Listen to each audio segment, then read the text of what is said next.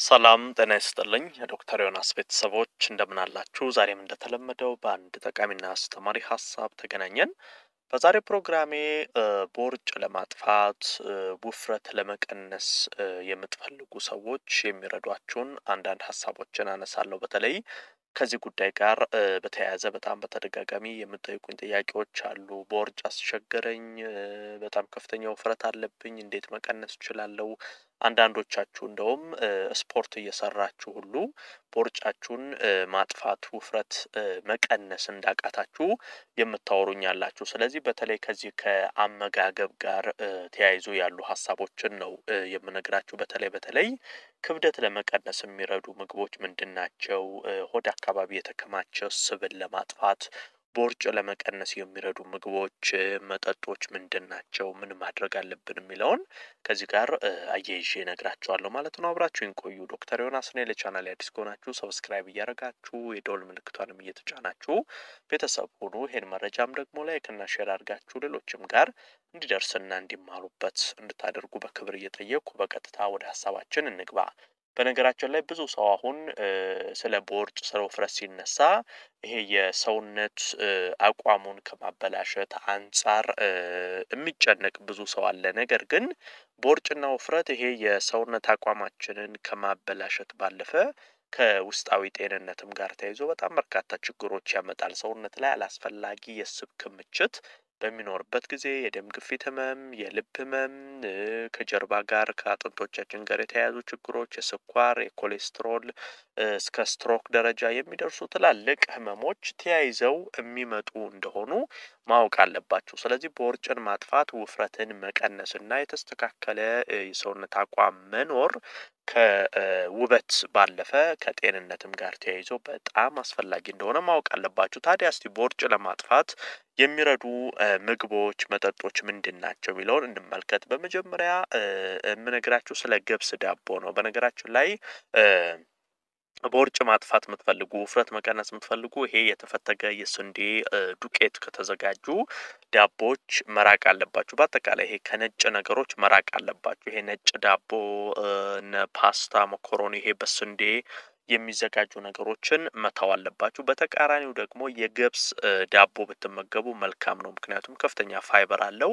የካርቦሃይድሬት መጠኑ ደግሞ በጣም ዝቅተኛ ነው። በተቃራኒው ይሄ ከስንዴ የሚዘጋጁ በተለይ ከተፈተገ ስንዴ የሚዘጋጅ ደግሞ ካርቦሃይድሬቱ ከፍተኛ ነው፣ የፋይበር ይዘቱ ዝቅተኛ ነው። ስለዚህ በተገላቢጦሽ የገብስ ዳቦ ብትመገቡ መልካም ነው። ይሄ ነጭ ዳቦን አስወግዱ ማለት ነው። ሌላኛው የኮኮናት ኦይል ብትጠቀሙ በተለይ አንዳንድ ይሄ ሳላድ እንደዚህ አትክልቶችን ስታዘጋጁ የኮኮናት ኦይል ብትጠቀሙ መልካም ነው። ምክንያቱም ኮኮናት ኦይል እንግዲህ ከ50% በላይ የሚሆነው ትክክለኛ ወይንም ጤናማ ስብ ነው በውስጡ ያለው። ይሄ ደግሞ የሰውነት ክብደትንም እንዳትጨምሩ ቦርጭ እንዳትጨምሩ በማድረግ ይሄ ከሌላ ዘይቶች ይልቅ እንደዚህ አይነት ኦይሎች ለጤና አስፈላጊና ጠቃሚ ናቸው። ስለዚህ እንደዚህ ከኦይሎች አንጻር በተለይ ኮኮናት ኦይል ብትጠቀሙ እመክራለሁ። ሌላው ቡና ነው። በነገራችን ላይ ቡና ምንም አይነት ካሎሪን የለውም፣ ነገር ግን በጣም ብዙ አንቲኦክሲደንት አለው። ይሄ በተለይ ኢንሱሊንን የመቆጣጠር አቅሙ በጣም ከፍተኛ ነው። ታዲያ ቡና ጥሩ ነው ሲባል ስኳር ያልገባበት ኖርማል ጥቁር ቡና ብቻ ከወሰዳችሁ ነው። አንዳንዴ ቡና ጥሩ ነው ሲባል 2-3 ማንኪያ ስኳር እየጨመራችሁ ወይ ቡና ከሌላ ነገር ጋር እየደባለቃችሁ እንደዚህ የምትወስዱ አላችሁ። ይህ ከጥቅሙ ይልቅ ጉዳቱ ነው የሚያመዝነው። ነገር ግን ንጹህ ምንም ስኳር ያልገባበት ጥቁር ቡና ባዶን የምትጠጡ ከሆነ የሰውነታችሁን የስብ መጠን የማቃጠልና የመቀነስ እድላችሁ ከፍተኛ ነው። ይሄንንም በቀን 1 ስኒ 2 ስኒ ቡና ብትወስዱ መልካም ነው። ሌላው ቡኒ ሩዝ፣ በተለይ ስለ ሩዝ ከዚህ ቀደም ተደጋጋሚ ቪዲዮ ሰርቼላችሁ ነበር። በተለይ ነጭ ሩዝ ባትመገቡ መልካም ነው። አሁን ውፍረት፣ ቦርጭ ማጥፋት፣ መቀነስ የምትፈልጉ ቡኒ ሩዝ ብትመገቡ መልካም ነው። ቡኒ ሩዝ በጣም ከፍተኛ ፋይበር በውስጡ እናገኛለን። ይሄ መልካም ነው። ነጭ ሩዞች ደግሞ ካርቦሃይድሬት እና ይሄ በተለይ ፕሮሰስድ ተደርገው የሚመረቱ ሩዞች ከጤናቸው ጉዳታቸው ያመዝናል እና ያገኛችሁትን የሩዝ አይነት ከመመገብ ይልቅ ቡኒ ሩዝ ብትመገቡ መልካም ነው። ሌላው ባቄላ እንደዚሁ ብትመገቡ ጥሩ ነው። ባቄላ ከፍተኛ ፕሮቲን ታገኙበታላችሁ፣ ፋይበር ታገኙበታላችሁ። ባቄላ ደግሞ ተመግባችሁ ቶሎ የመፈጨት ሂደት ስለሌለው አዝጋሚ ስለሆነ ቶሎ ሌላ ምግብ እንዳትመገቡ በማድረግ ሰውነት ያከማቸውን ስብ እንዲጠቀም እንዲቀንስ የማድረግ ስራን ይሰራል። ስለዚህ እንደዚሁ ባቄላ ብትመገቡ መልካም ነው። ኦትስም ሌላኛው ጥሩ ነው። አጃ መመገብ ያስፈልጋል። አጃ እንግዲህ የመፈጨት ሂደቱ ልክ እንደ ባቄላ ሁሉ ቀርፋፋ ነው። ይሄ ደግሞ ቶሎ ምግቦች እንዳትመገቡ ስለሚያደርግ ሰውነት ያከማቸውን ስብ እንዲጠቀም በማድረግ የስብ ክምችታችሁ እንዲቀንስ ቦርጫችሁ እየቀነሰ እንዲሄድ ይረዳል። እንደዚህ አይነት ምግቦች ብትመገቡ መልካም ነው። ሌላው ስኳር ድንች ነው። እንግዲህ ስኳር ድንች ዝቅ ያለ ካሎሪ በውስጡ ስላለ ይሄ ቦርጭን ውፍረትን ከመቀነስ ጋር ተያይዞ ይረዳችኋል። ነጩን ድንች ከምትመገቡ ይልቅ ስኳር ድንችን ብትመገቡ ለጤናም በጣም በርካታ የሚሰጣቸው ጥቅሞች አሉ። የቦርጭና ውፍረትን ለመቀነስም የራሱ የሆነ አስተዋጽኦ ያደርጋል። ሌላው ደግሞ ከስጋዎች በተለይ የዶሮ ስጋ ቺክን ብረስት ብትመገቡ መልካም ነው።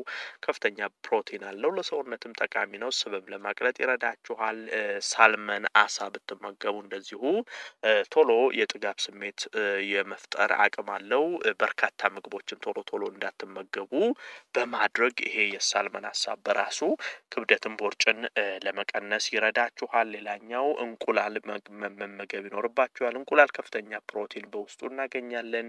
በተለይ ስብን ለመቀነስ ክብደትን ለመቀነስ ቦዲ ማስ ኢንዴክሳችሁን ለማስተካከል እንቁላል በጣም ከፍተኛ ጠቀሜታ አለው። አቮካዶም እንደዚሁ ብትመገቡ መልካም ነው። አቮካዶ ጤናማ ስብ ነው በውስጡ ያለው። ይሄ በተለይ አቮካዶ ስትመገቡ ቶሎ እንዳይረባችሁ የማድረግ ባህሪ ያለው። አሁን ጠዋት ላይ አቮካዶን በተለያየ መንገድ ብትወስዱ ረጅም ሰዓት ሳይረባችሁ ለመቆየት ያስችላችኋል። በውስጡ ያለው ጤናማ ስብም እንደዚሁ ለሰውነት የራሱ የሆነ ጥቅም አለው። በሽታ የመከላከል አቅማችሁ በከፍተኛ ሁኔታ እንዲሻሻል ያደርጋል። አቮካዶ ብትወስዱ መልካም ነው። ሌላው ግሪን ቲ ወይንም አረንጓዴ ሻይ ነው። አረንጓዴ ሻይ በተለይ በውስጡ ኢሲጂሲ ምንለው ኮምፓውንድ እናገኛለን። ይሄ በተለይ ስብን የማቅለጥ አላስፈላጊ ሰውነት ላይ የተከማቸ ኮሌስትሮልን የመቀነስ አቅሙ በጣም ከፍተኛ ነው። የተስተካከለ አቋም እንዲኖራችሁ ቦዲ ማስ ኢንዴክሳችሁ እንዲስተካከል ስባችሁ እንዲጠፋ ያደርጋል። ይሄ አረንጓዴ ሻይ በቀን 2ም 3ም መውሰድ ትችላላችሁ። ለምሳሌ ጠዋት ከቁርስ በኋላ መውሰድ ትችላላችሁ። ከሰዓት ላይ ከምሳ በኋላ ልትወስዱ ትችላላችሁ። ማታም እንደዚሁ ከመተኛት ቀደም ብላችሁ መውሰድ ትችላላችሁ። እናንተ በተመቻችሁ ሰዓት ላይ አረንጓዴ ሻይ ብትጠቀሙ ያው ሌላው የተለመደ ኖርማል ሻይ ቡና እንዲህ አይነት ነገር ከመውሰድ አረንጓዴ ሻይ ለሰውነት የሚሰጠው በጣም በርካታ ጠቀሜታ አለ። ከዚህ ከስብ ከማቅለጥም ጋር ተያይዞ የራሱ የሆነ አስተዋጽኦ አለው። ስለዚህ እነዚህ አሁን ያየናቸውን ምግብና መጠጦች ከአመጋገብ ዘዴያችሁ ስር እያካተታችሁ እነዚህ ላይ ትኩረት አድርጋችሁ ብትጠቀሙ ከአካል ብቃት እንቅስቃሴ በተጨማሪ ይሄ ትልቅ እገዛ ስለሚያደርግላችሁ ቶሎ ስባችሁን ለማቅለጥ ቦርጫችሁን ለማጥፋት የተስተካከለ አቋም እንዲኖራችሁ ለማድረግ ያስችላችኋል ማለት ነው። ዶክተር ዮናስ ነበርኩ። ይህን ሀሳብ ላይክ እና ሼር አድርጋችሁ ለሌሎችም አጋሯቸው። ለቤት አዲስ የሆናችሁም ቻናሌን ሰብስክራይብ እያደረጋችሁ ቤተሰብ ሁኑ። የዛሬን በዚሁ አበቃው። በቀጣይ ቀን በአዲስ ሀሳብ ዳግም የምንገናኝ ይሆናል። እስከዛው በያላችሁበት መልካም ጊዜ